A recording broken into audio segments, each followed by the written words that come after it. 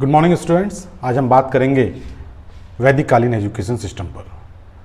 वैदिक कालीन education system के बारे में बताने से पहले मैं आपको अपने बारे में बताना चाहूँगा। मैं Lohansh Kumar Kalyani, assistant professor department of BEd, Shri Lal Bahadur Shastri degree college Gonda.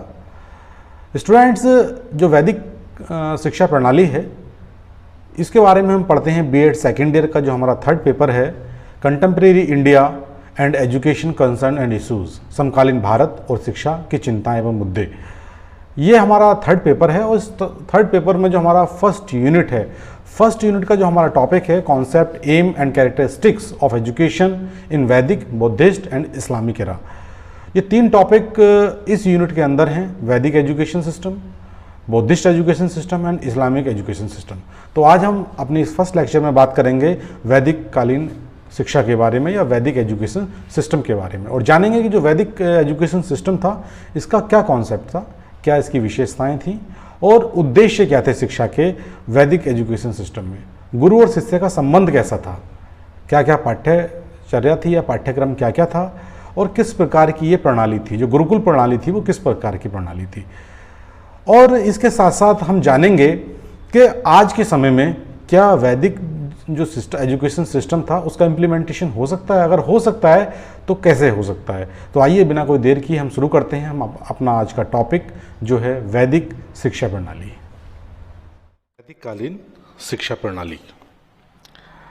देखिए दोस्तों, अगर बात करें प्राचीन कालीन शिक्षा की तो इसका समय माना जाता है 2500 ईसा पूर्व से 1200 ईस्वी तक माना जाता है।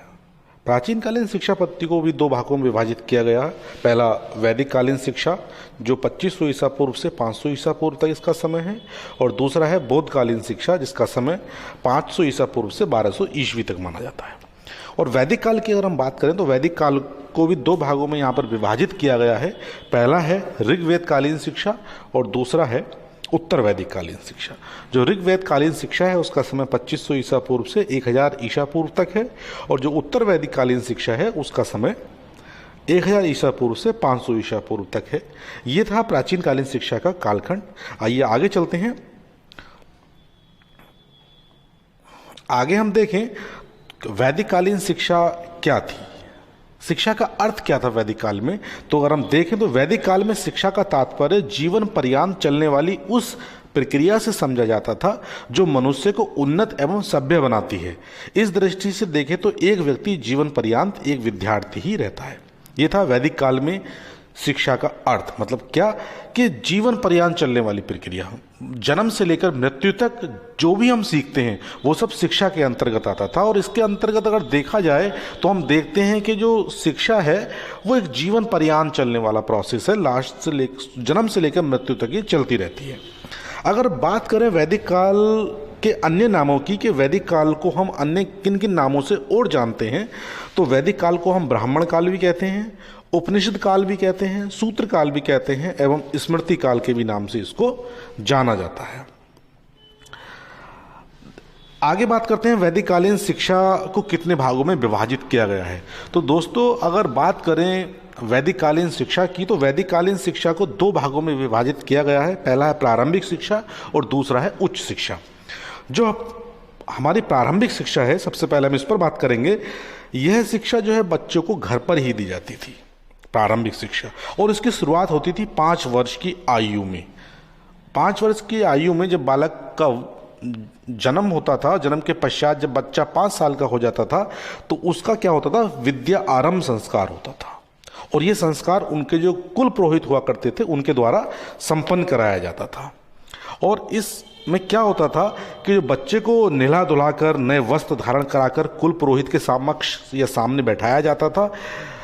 और जो कुल पुरोहित थे वो वेदों का, मंत्रों का उच्चारण करते थे, देवी देवताओं की पूजा करते थे, और एक नया वस्त्र सामने अपने बिछा दिया करते थे और उस पर कुछ चावल के दाने डाल दिया करते थे, चावल बिछा देना।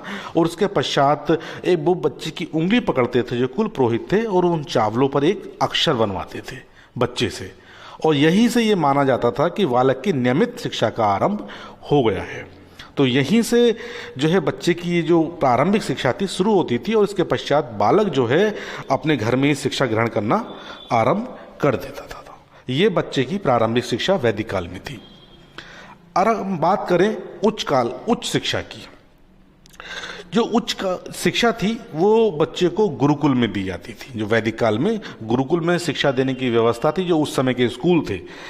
और जो उच्च शिक्षा थी उसका जो प्रारंभ होता था वो उपनयन संस्कार से होता था।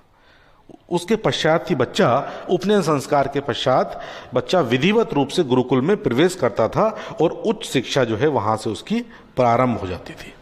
अगर वैदिक काल में हम देखें तो उपनयन संस्कार का बहुत महत्व था। और उपनयन का शाब्दिक अर्थ होता है समीप ले जाना। यहाँ उप का अर्थ पास और नयन का अर्थ ले जाना, मतलब पास ले जाना, गुरु के पास ले जाना, जहाँ वो बच्चा शिक्षा ग्रहण कर सके। अगर हम देखें वैदिक काल में जो वर्ण व्यवस्था थी उसमें हम देखते हैं मनुस्मृति के अनुसार, मनुस्मृति में ही बताया गया है कि उसके अनुसार जो उपनयन संस्कार की आयु थी वो अलग अलग थी। ये केवल ऐसा नहीं है कि मतलब परंपराओं पर आधारित थी, ये केवल परंपराओं पर ही आधारित थी कि बच्चे का जो ब्राह्मण, वैश्य, क्षत्रिय, इनका अलग अलग जो है किस उम्र में उनका उपनयन संस्कार होना, ये केवल परंपराएं थी, ना कि कोई जातिगत भेद। जातिगत ऐसा कोई भेद नहीं था, केवल परंपराएं चली आ रही थी, उसी पर ही आधारित थी। जैसे ब्राह्मण जो बालक थे उनका उपनयन संस्कार 8 वर्ष की आयु में होता था वसंत ऋतु में, और जो क्षत्रिय बालक थे उनका उपनयन संस्कार 10 वर्ष की आयु में होता था ग्रीष्म ऋतु में, और जो वैश्य बालक थे उनका उपनयन संस्कार 12 वर्ष की आयु में होता था पतझड़ के माह में।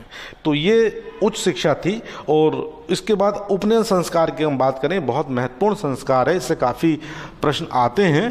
तो हम आगे बात करते हैं उपनयन संस्कार के बारे में, इसके बारे में और आपको बताते हैं कि क्या होता था।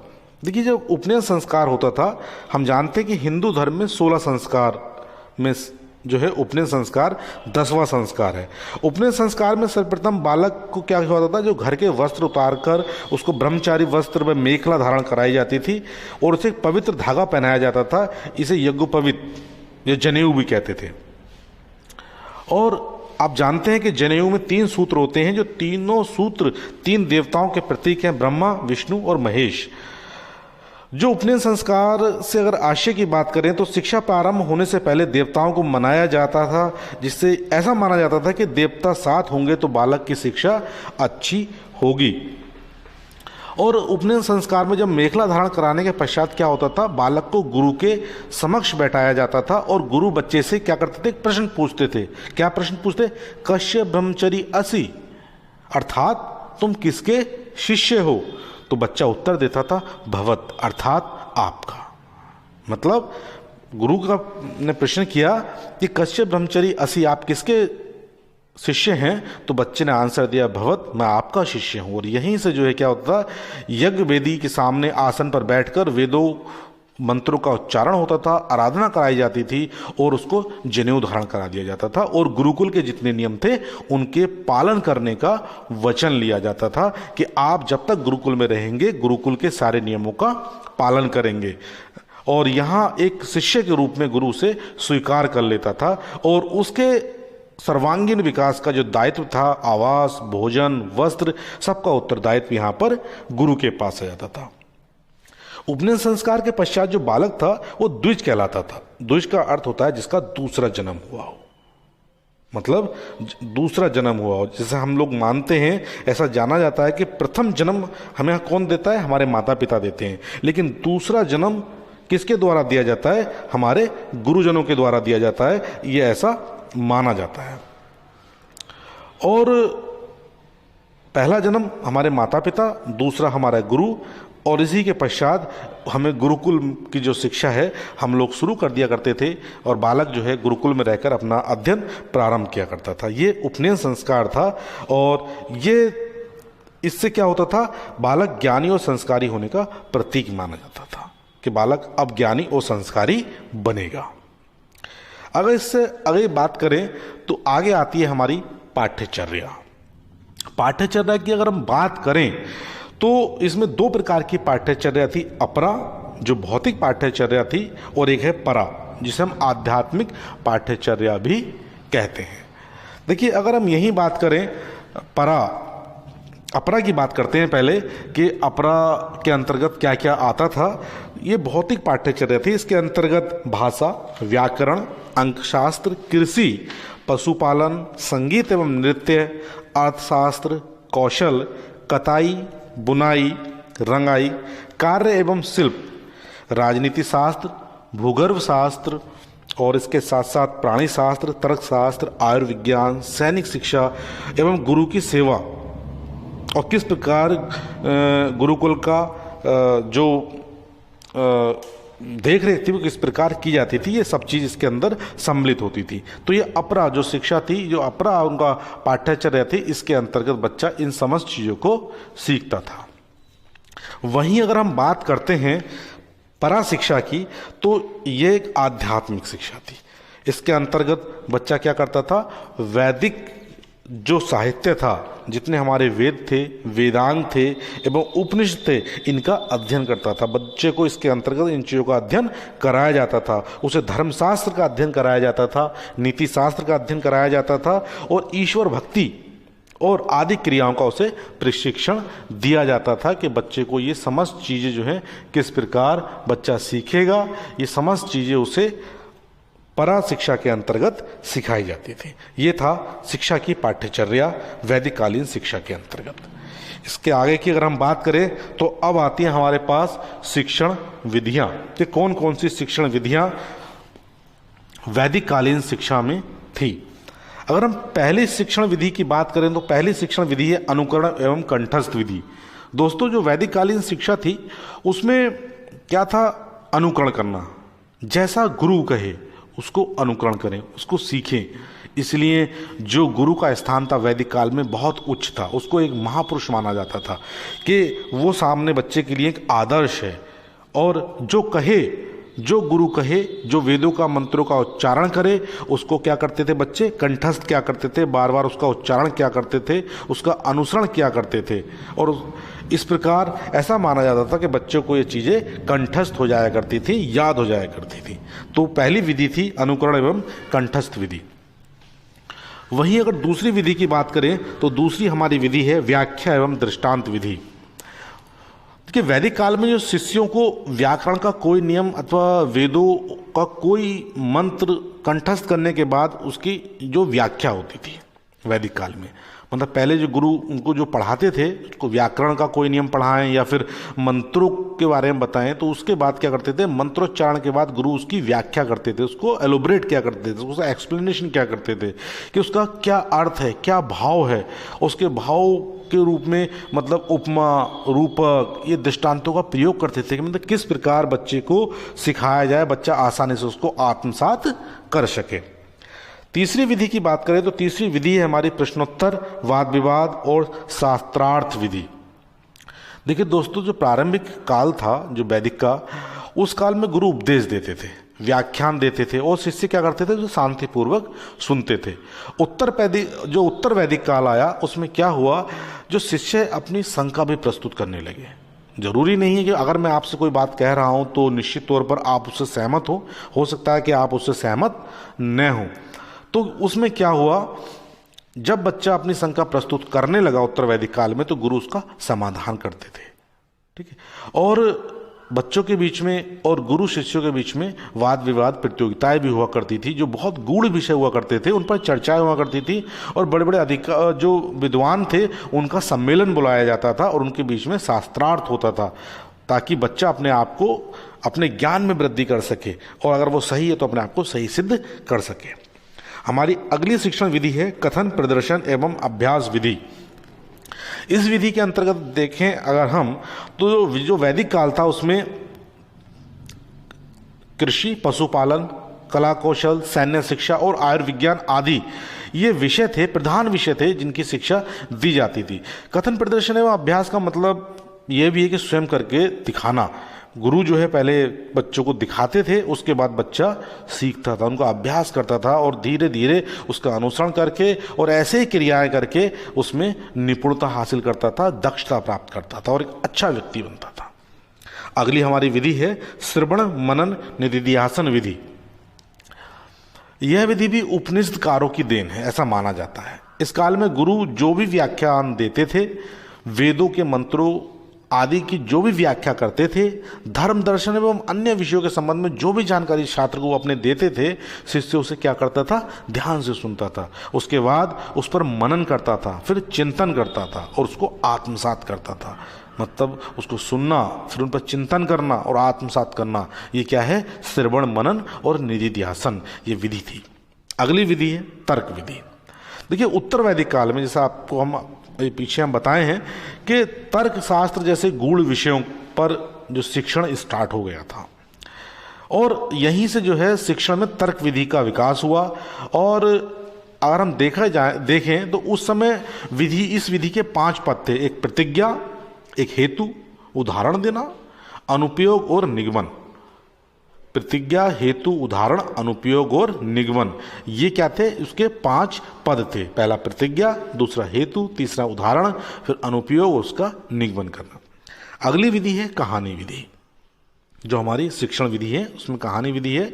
उत्तर वैदिक काल में आचार्य विष्णु शर्मा और राजकुमारों को नीति की शिक्षा देने के लिए कहानियों की रचना की। ऐसा माना जाता है कि जो आचार्य विष्णु शर्मा थे, उन्होंने राजकुमारों को सब शिक्षा तो दी जाती थी, लेकिन उन्होंने नीति मतलब उसको मॉरल किस प्रकार डेवलपमेंट हो उसका और किस प्रकार उनका नैतिक विकास हो, इसके लिए उन कहानियों की रचना की, जिन कहानियों को आज पंचतंत्र और हितोपदेश के नाम से जाना जाता है। उस नाम से इसमें संग्रहित की गई थी।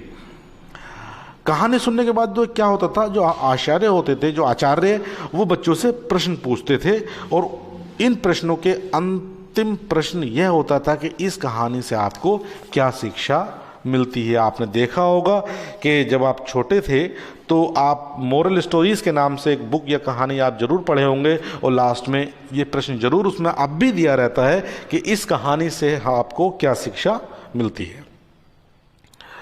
आगे आता है परीक्षाएं एवं उपाधि। जो वैदिक कालीन हमारी शिक्षा पद्धति थी उसमें कौन कौन सी परीक्षाएं होती थी, कौन कौन सी उपाधियां दी जाती थी, ये।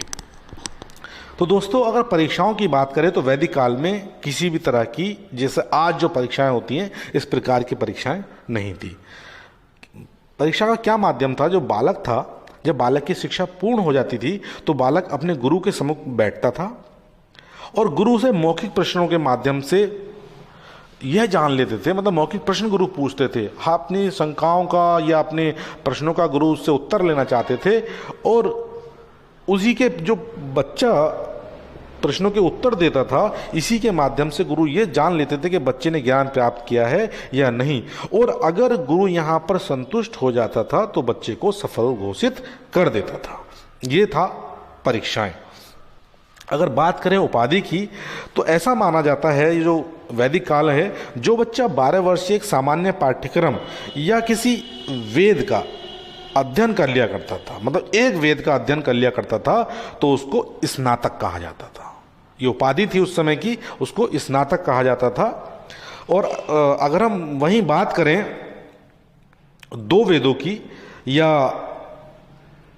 जो बालक 24 वर्षीय पाठ्यक्रम पूरा कर लेता था या 2 वेदों का अध्ययन पूरा कर लेता था, उसको वशु कहा जाता था। और जो छात्र 36 वर्षीय पाठ्यक्रम अर्थात 3 वेदों का अध्ययन कर लिया करता था, उसे रुद्र कहा जाता था।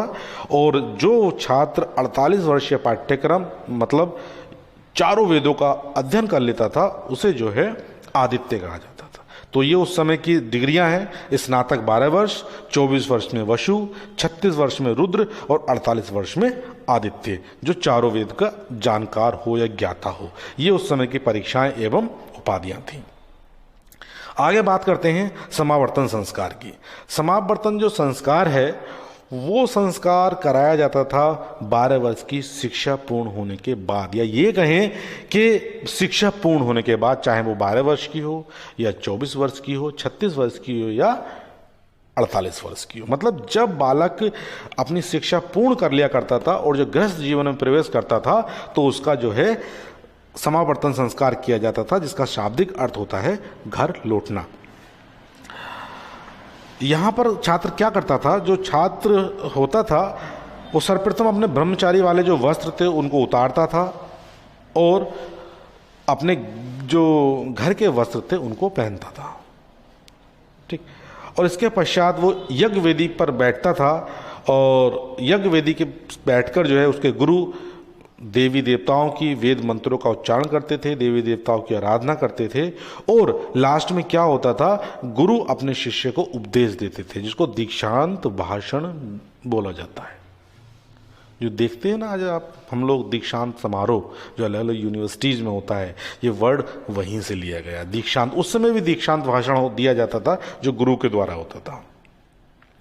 गुरु उस समय कहते थे कि गृहस्थ जीवन के कर्तव्यों का पालन करें। जो उनका छात्र है, जब समावर्तन संस्कार होता था, भाषण देते थे तो कहते थे और ऐसी उम्मीद करते थे कि जो उनका शिष्य है वो क्या करेगा, अपने कर्तव्यों का पालन करेगा, जो गृहस्थ जीवन के उसके कर्तव्य हैं। समाज सेवा और राष्ट्र हित के प्रति कर्तव्यों का पालन करेगा, आलस्य न करने एवं पितृ ऋण, गुरु ऋण, देव ऋण और से उऋण होने का उसको उपदेश देते थे कि उसका जो छात्र है वो क्या करे, देश के अपने कर्तव्य, जो उसके कर्तव्य हैं अपने राष्ट्र के प्रति, उनको पालन करे, आलस्य न करे, अपने पितृ ऋण से उऋण हो, गुरु ऋण से उऋण हो और देव ऋण से भी वो उऋण हो। इसके साथ जो बालक था उसका समावर्तन संस्कार समाप्त हो जाता था और बालक क्या करता था, अपने गृहस्थ जीवन में प्रवेश कर जाता था। इसके बाद बात आती है गुरुकुल के प्रकारों की, कि गुरुकुल के कितने प्रकार थे। अगर दोस्तों हम बात करें उस समय, तो गुरुकुल के उस समय 5 प्रकार थे। पहला था टोल। अब टोल किसे कहते हैं, देखिए टोल जो है गुरुकुल का एक ऐसा प्रकार था जिसमें केवल भाषा और साहित्य की उच्च शिक्षा दी जाती थी। ध्यान रखिएगा दोस्तों, इसमें मैंने लिखा नहीं है लेकिन आप याद रखिएगा, टोल उस प्रकार के गुरुकुल थे जिसमें भाषा और साहित्य की उच्च शिक्षा दी जाती थी केवल। ठीक। दूसरा है घटिका। अगर घटिका की अगर हम बात करें तो जो घटिका है उसमें भाषा, साहित्य, धर्म, दर्शन और नीति शास्त्र का विशेष ज्ञान कराया जाता था। तीसरा है चरण। चरण में क्या होता था, जो वेद होते थे, मतलब ये चरण इस प्रकार के गुरुकुल थे जिसमें जो वेद होता था उसके किसी एक अंग विशेष की विशिष्ट शिक्षा प्रदान की जाती थी या विशिष्ट ज्ञान प्रदान किया जाता था चरण के अंतर्गत। अगला है चतुष्पथी। अगर चतुष्पथी की बात करें दोस्तों, तो चतुष्पथी में क्या था, जो चारों शास्त्र थे, दर्शन, पुराण, व्याकरण, राजनियम, जिसे हम कानून कहते हैं, की शिक्षा दी जाती थी। इसे ब्राह्मण महाविद्यालय भी कहते थे और इसमें एक शिक्षक होता था चतुष्पथी में। याद रखिएगा, चारों शास्त्रों जैसे दर्शन है, पुराण है, व्याकरण है या राजनियम जो कानून है उसकी शिक्षा इसमें दी जाती थी और यह ब्राह्मण महाविद्यालय भी कहलाते थे। अगर इसका चतुष्पथी का दूसरा नाम पूछा जाए तो ब्राह्मण महाविद्यालय है। वहीं अगर हम अगला है हमारा विशेष विद्यालय। विशेष विद्यालयों की बात करें तो दोस्तों, विशेष विद्यालय में चिकित्सा, विज्ञान, कृषि, वाणिज्य, सैन्य शिक्षा की व्यवस्था थी। तो ये विशेष विद्यालय थे जहाँ पर चिकित्सा की शिक्षा दी जाती थी, विज्ञान की शिक्षा दी जाती थी, कृषि की शिक्षा दी जाती थी, वाणिज्य की शिक्षा दी जाती थी और सैन्य शिक्षा दी जाती थी। ये हमारे विशेष विद्यालय थे उस समय के। इसके बाद आता है नेक्स्ट, वैदिक कालीन शिक्षा के प्रमुख केंद्र कौन कौन से थे। वैदिक कालीन शिक्षा दी कहाँ जाती थी, ये देखिए। वैदिक कालीन शिक्षा के अगर प्रमुख केंद्रों की बात करें तो वैदिक कालीन शिक्षा का प्रमुख केंद्र था तक्षशिला। पहला तक्षशिला उस काल में उत्तर भारत के तत्कालीन जो गांधार राज्य की राजधानी थी और ऐसा उल्लेख मिलता है कि इस नगर को जो उस समय के गांधार नरेश थे उन्होंने अपने पुत्र तक्ष के नाम पर इसे बसाया था और आगे चलकर उसे अपने राज्य की राजधानी बनाया। और यहाँ उन्होंने क्या किया, अलग अलग देशों से विद्वानों को बुलाया और उनको यहीं पर बसाया, ज़मीन दी, सब चीज़ दिया। और यह जो है ऐसा माना जाता है कि 7वीं शताब्दी तक यह जो है कहें तो वैदिक और ब्राह्मणी शिक्षा का एक मुख्य केंद्र रहा। नेक्स्ट है केकय। केकय की बात करें तो केकय जो है दोस्तों मध्य भारत के तत्कालीन एक केकय राज्य की राजधानी थी और उपनिषद काल में यह शिक्षा का एक प्रमुख केंद्र था। यहाँ संस्कृत, व्याकरण, साहित्य, वेद, धर्म और दर्शन की शिक्षा का उत्तम प्रबंध था। और ऐसा ग्रंथों में उल्लेख मिलता है कि जो केकय नरेश थे, अशुपति एक स्वयं में एक बहुत बड़े प्रसिद्ध विद्वान थे और अन्य विद्वानों का वो आदर करते थे, इसलिए उन्होंने इसको बसाया और यहाँ पर बड़े बड़े सम्मेलन उन्होंने कराए। अगला है मिथिला, जो अगला शिक्षा का केंद्र था वैदिक मिथिला है। मिथिला जो थे मध्य भारत की अगर बात करें तो तत्कालीन मिथिला राज्य की राजधानी था और वैदिक काल में शिक्षा का प्रमुख केंद्र रहा और यहाँ पर धर्म दर्शन के विद्वानों का सम्मेलन होता था। और परंतु अगर बाद में बात करें या उपनिषद काल की बात करें तो वैदिक शिक्षा के प्रमुख केंद्र के रूप में यहाँ पर विकसित हो गया, धर्म दर्शन को छोड़कर वैदिक उपनिषद काल में वैदिक शिक्षा के लिए। अगला है हमारा प्रयाग। प्रयाग उत्तर भारत बात करें, भारत के पूर्वी भाग में, मतलब जो भारत का इस समय राज्य है उत्तर प्रदेश, उसके पूर्व में स्थित है। इसको इलाहाबाद के नाम से जाना जाता था और अब इसका नाम प्रयागराज हो गया है। और ऐसा माना जाता है कि जो प्रयागराज है वो ऋषियों की तपोभूमि रहा है और वैदिक काल में इस क्षेत्र में गंगा तटवर्ती होने के कारण अनेक ऋषियों ने यहाँ आश्रम बनाए और यहाँ पर धर्म और दर्शन की शिक्षा का यह मुख्य केंद्र हो गया। बड़े बड़े विद्वान यहाँ आते थे और अपनी शंकाओं का समाधान करते थे। अगला है दोस्तों काशी। काशी भी भारत के पूर्व भाग में स्थित है, जिसका नाम वाराणसी है और प्रारंभ से ही जो काशी है एक ऋषि मुनियों की तपोभूमि रही है। बड़े बड़े विद्वान यहाँ रहे हैं और यहाँ पर जो विद्वान है शास्त्रार्थ करने के लिए आते थे और विद्वानों का ये शास्त्रार्थ का मुख्य केंद्र रहा है। और यहाँ पर भी क्या है, गंगा के तटवर्ती होने के कारण अनेक ऋषियों ने यहाँ अपने आश्रम बनाए और यहाँ पर जो है ऐसा भी उल्लेख मिलता है कि जो काशी नरेश अजातशत्रु थे वो उपनिषदीय ज्ञान या मतलब ब्रह्म विद्या के पंडित थे और उनके शासनकाल में यहाँ पर उन्होंने बहुत से विद्वानों को जो है आमंत्रित किया था। हमारा अगला शिक्षा का केंद्र है कांची। कांची जो है दक्षिण भारत का एक तीर्थ स्थान है और दक्षिण बात करें धार्मिक लोग इसे दक्षिण का काशी भी कहते हैं और भारत के नक्शे में आज ये कांचीवरम के नाम से फेमस है। उत्तर वैदिक काल में यहाँ वेदों के विद्वान पहुँच गए थे, मतलब जो वेदों का अध्ययन करते थे जो उत्तर वैदिक काल में, ऐसे काफ़ी विद्वान यहाँ पर पहुँचे और उन्होंने जो है यहाँ पर एक शिक्षा का इसको एक केंद्र के रूप में विकसित किया। तो दोस्तों ये थे वैदिक कालीन शिक्षा के प्रमुख केंद्र। अब आगे बात करते हैं वैदिक कालीन शिक्षा के प्रमुख उद्देश्यों के बारे में कि वैदिक कालीन शिक्षा का प्रमुख उद्देश्य क्या था। पहला वैदिक कालीन शिक्षा का प्रमुख उद्देश्य था चरित्र का निर्माण। देखिए शिक्षा का उद्देश्य चरित्र निर्माण था और शिक्षा के द्वारा उनके स्वभाव में परिवर्तन लाकर नैतिक प्रवृत्तियों का विकास किया जाता था। ऐसा किया जाता था उनके चरित्र के निर्माण के लिए ताकि जो उनका बौद्धिक विकास हो या बौद्धिक विकास में जो उनके अभाव है उसको जो है दूर किया जा सके और उनको एक अच्छा चरित्रवान व्यक्ति बनाया जा सके। वैदिक कालीन शिक्षा का दूसरा उद्देश्य है व्यक्तित्व का विकास करना। देखिए जैसे हमने बात की कि वैदिक कालीन जो शिक्षा थी वो जीवन पर्यंत चलने वाली प्रोसेस, उसको माना जाता था कि जन्म से लेकर मृत्यु तक बालक जो कुछ सीखता था वो शिक्षा के अंतर्गत आता था और व्यक्ति जो है जन्म से लेकर मृत्यु तक एक विद्यार्थी रहता था। तो जो उस समय की शिक्षा थी उसमें व्यक्तित्व के जो आवश्यक गुण थे जैसे आत्मसम्मान की भावना, आत्मविश्वास, आत्मसंयम, आत्मत्याग, विवेक, अन्य विचार थे और ऐसे भाव थे जिस पर सीखने के लिए बल दिया जाता था ताकि बच्चे का अच्छे से व्यक्तित्व का विकास हो सके। वैदिक कालीन शिक्षा का अगला उद्देश्य था सामाजिक कर्तव्यों का पालन।